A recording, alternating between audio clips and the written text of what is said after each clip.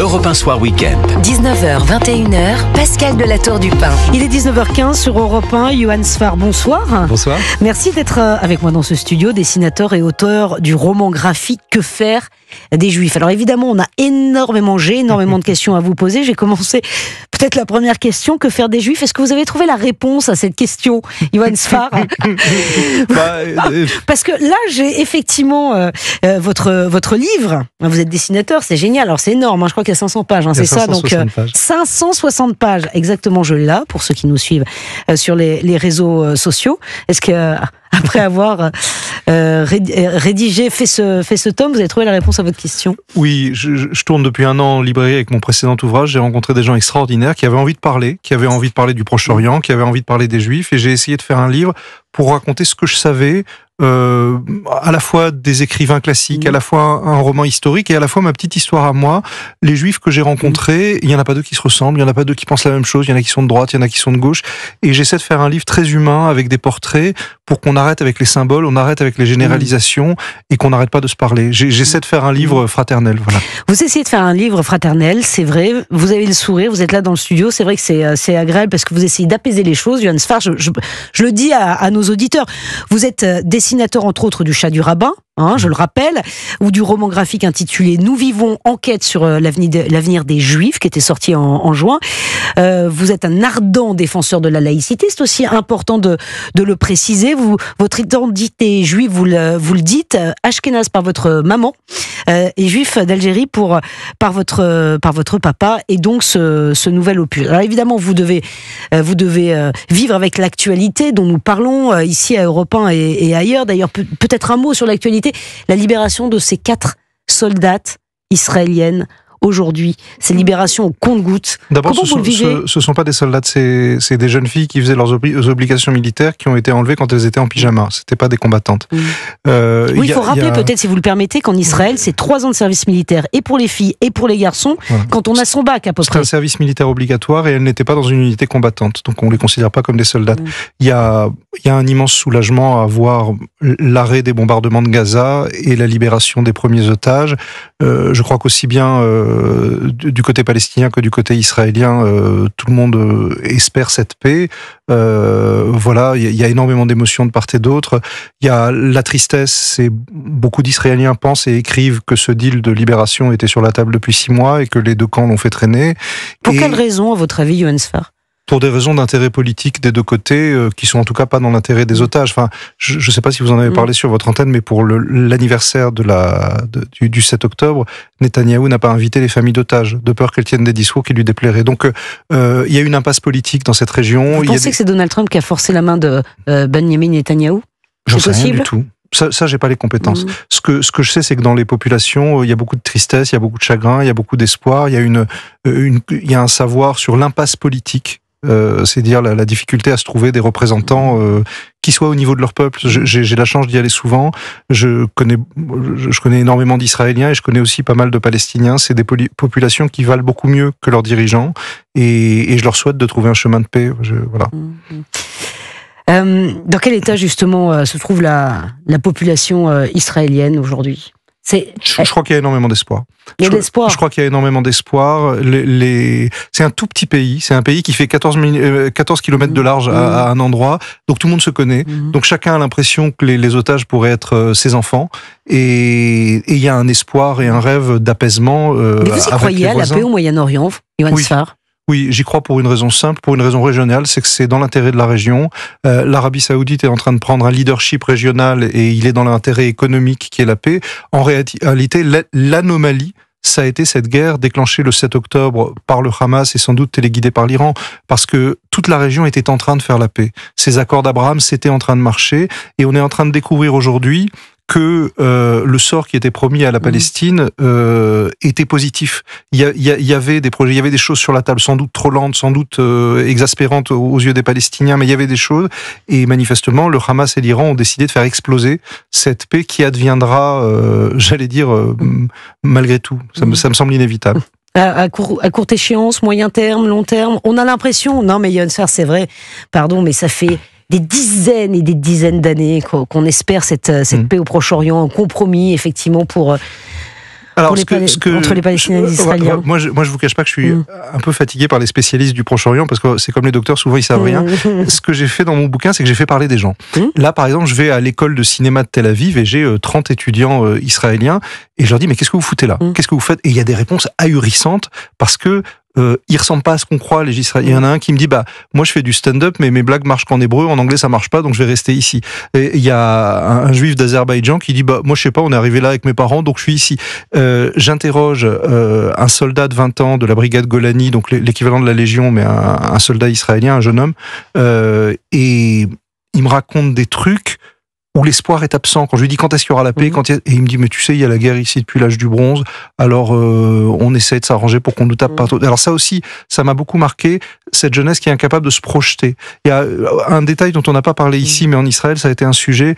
Pendant plus de 3 mois après les massacres du 7 octobre, il n'y a pas eu de fiction à la télé israélienne. Il y avait des news 24 heures sur 24. Vous imaginez l'état d'anxiété d'une population. C'est de la pression, quoi. Il y avait pas. Et puis les alertes. Donc c'est-à-dire que la population vit avec les alertes et une télévision qui était j'y étais à ce moment-là, donc il faut imaginer plusieurs fois par jour des alertes dans tout le pays et il faut aller se réfugier avec les bébés, avec les familles ou au bureau. Donc ça rend fou. Ça rend fou et aujourd'hui tout de même, je crois qu'il y a de l'espoir. Voilà. Et la population israélienne, effectivement, a cet espoir des deux côtés. Vous pensez que cette trêve à Gaza, elle est durable, elle peut déboucher sur... Mais j'ai pas les compétences. Voilà. Là, non, mais c'est votre sentiment. Non, moi, c'est là que je m'agace derrière ma télé, c'est quand je vois un type ou une nana qui répond à cette question, alors qu'en réalité, personne ne sait, à part dire que c'est dans l'intérêt de tout le monde, je peux pas dire grand-chose d'autre.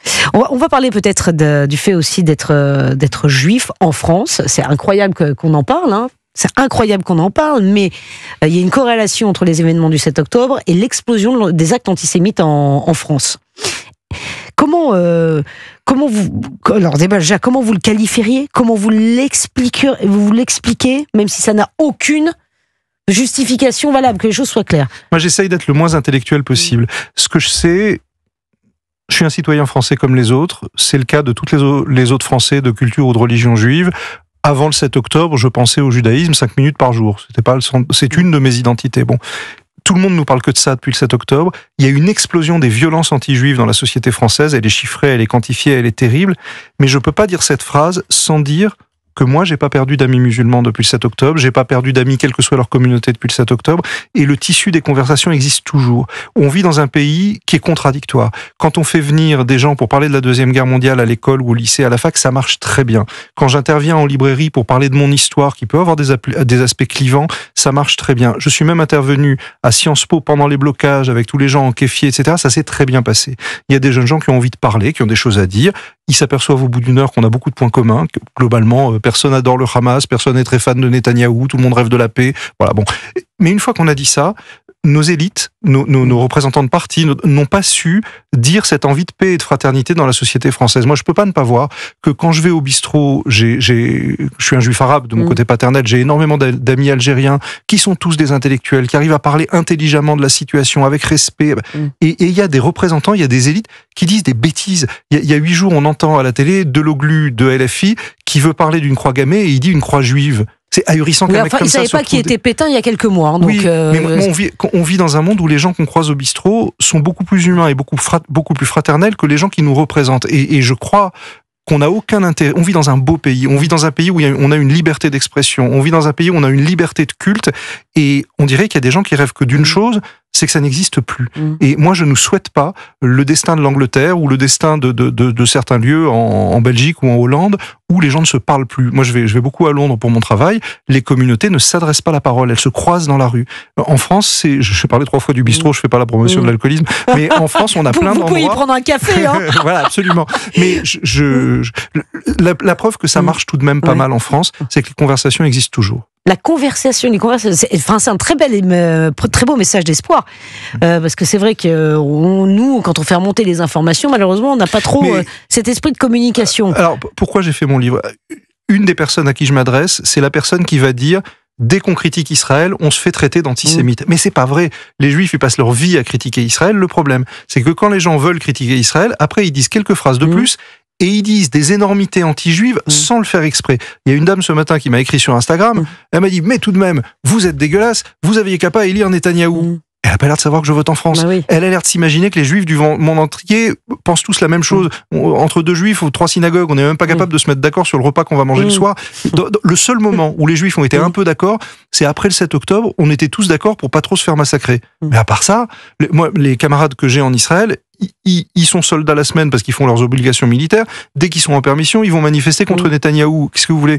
Voilà. Bon, on va commémorer lundi les 80 ans de la libération du camp d'Auschwitz. Est-ce que vous pensez qu'aujourd'hui en France, parce que, pardon, mais on entend quand même des discours qui sont à peine supportables dans la bouche de certains, est-ce que vous pensez qu'il faut faire plus de pédagogie vis-à-vis de la jeunesse?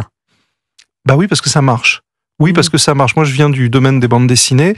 Les bandes dessinées qui racontent la Seconde Guerre mondiale, qui racontent la résistance, qui racontent la déportation, ce sont des bandes dessinées que les jeunes adorent. Je crois que là aussi, c'est un lieu où il faut cesser d'opposer les communautés, d'opposer les jeunesses. Quand on parle à des jeunes, c'est quelque chose qui les intéresse et ça marche. En librairie, ça marche. Après, il est évident qu'il y a des frictions, il est évident qu'il y a des haines. Je pense que l'immense majorité des Français veulent la paix et veulent la fraternité. Il suffit d'une minorité pour pourrir l'ambiance. Donc il y aura un signal fort quand même, puisque Yael Braun-Pivet et Emmanuel Macron se rendront donc à Auschwitz, en Pologne, lundi. C'est un message fort qui est envoyé, parce que bon, ça a été compliqué. Emmanuel Macron, il a été parfois critiqué pour son silence, on va dire. Est-ce que c'est un signal fort? Bah oui, c'est important. Je crois que c'est important, et je crois que ça concerne pas que les Juifs, ça concerne le monde entier. J'ai entendu récemment sur une radio concurrente des émissions formidables sur l'affaire Dreyfus. On se rappelle pas que les opposants à Dreyfus en voulaient aussi à la République. En attaquant les Juifs, ils voulaient détruire la République. Mais il faut pas utiliser le passé pour fermer les yeux sur les haines d'aujourd'hui. Pour moi, il y a eu une phrase malheureuse d'un de vos collègues qui a dit: écoute, on a vu ton livre, c'est super, on sait pas trop quel plateau faire autour, alors on t'invitera peut-être pour les 80 ans d'Auschwitz. Non mais c'est pas méchant, mais c'est une manière de dire, bon bah les Juifs, Auschwitz. Or, les Juifs, c'est un peuple qui existe depuis l'âge du bronze, qui survit, on ne sait pas comment, qui suscite une certaine agressivité dès qu'il est quelque part. Justement, que faire des Juifs? Je vais vous dire, mais pourquoi les Juifs? Pourquoi à chaque fois dans l'histoire, est-ce que vous avez trouvé la réponse à ça? Les Juifs sont pris pour cible quand ça commence à aller mal quelque part. C'est pas moi qui l'ai trouvé, c'est les historiens à qui j'ai parlé, parce qu'il y a beaucoup de journalistes, beaucoup d'historiens qui parlent dans le livre, ils me disent des choses assez simples. Jonathan Ayoun en particulier, il dit: écoute, le christianisme comme l'islam sont issus du judaïsme, et donc pour justifier leur développement, ils ont dû expliquer que les Juifs avaient tort.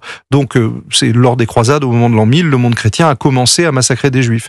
Dans le monde musulman, on a inventé la dimitude, c'est-à-dire que le Juif avait un statut inférieur. Bon, et ça s'est développé, ça a continué dans les idéologies qui ont suivi, dans le marxisme. Staline voulait parler du nazisme juif, mais comme ça marchait pas, il a inventé l'antisionisme, comme quoi c'est pas nouveau comme concept. Et on raconte cette espèce de permanence, mon père appelait ça de la logique tragique. On a besoin. Bon, il y a ça. Mais ensuite, il y a une proximité. Moi, il me semble que chacun, sans le savoir, est pétri de culture juive. Et la proximité est très forte. Donc, il y a tout de même de l'espoir dans ce que je raconte. J'essaie de descendre vers l'humain, j'essaie de quitter les symboles, et j'essaie de montrer des gens. Et c'est un livre qui fait du bien. Voilà, que faire des Juifs, Johan Sfar. Merci beaucoup d'être venu dans le studio d'Europe 1 ce soir. Gardez votre sourire, c'est appréciable, et voilà, ça permet effectivement de se parler. Continuons à se parler. Merci beaucoup d'être venu ce soir dans ce studio. Merci.